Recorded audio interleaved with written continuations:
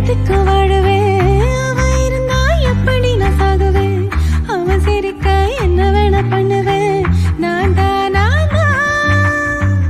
அவ கண்ணில் தூசி ஒண்ணு விழுந்தா, அதனால அவ கண்ணு கசிஞ்சா, காத்த நானும் கட்டி வச்சு மிதிப்பேன், நெசந்தா நெசந்தா.